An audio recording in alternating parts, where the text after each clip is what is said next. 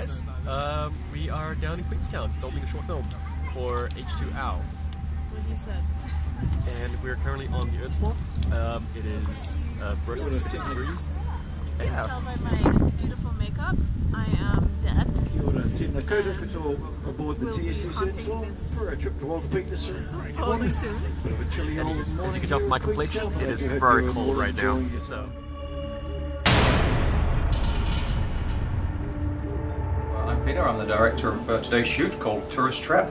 It's a VR-based horror in which somebody in London wants to visit New Zealand, can't afford it, and so decides to visit through the medium of VR on his home computer, never has to leave his flat. So the whole thing takes place in one apartment, which is what parts we're filming now, but what he's seeing is stuff that we've already shot in Queenstown, so that's the New Zealand aspect of it.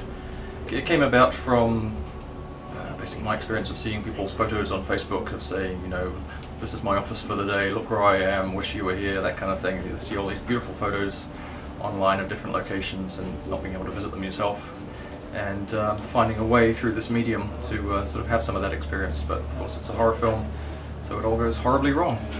Camera's moving, and action. Help us!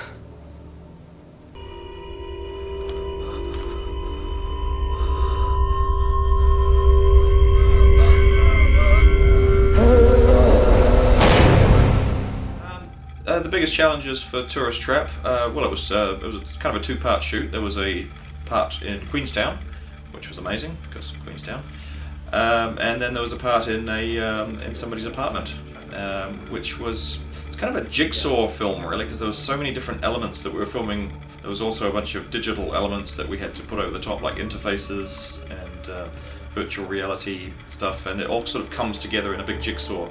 So it felt more like assembling a puzzle rather than editing a film at some point. Right. So, I'm creating an eye gouge. Okay. No, do you want it in here? Working with some silicone material. Just taped off his eyes, and so he can actually see closely. For the paint, I use some Illustrator ink, and for the blood, I've been working with Fleet Street. And it's a drying blood, but it dries like amazingly.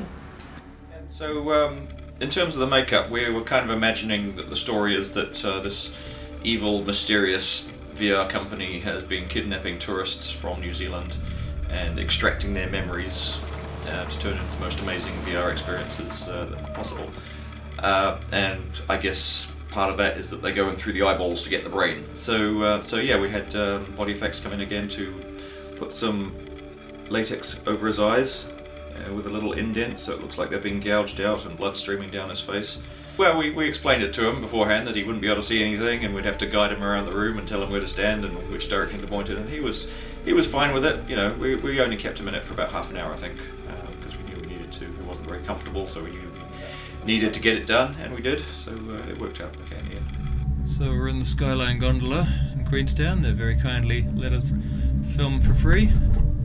Daryl and Mia are up there in the gondola ahead of me, doing the gondola scene, and I'm just following behind.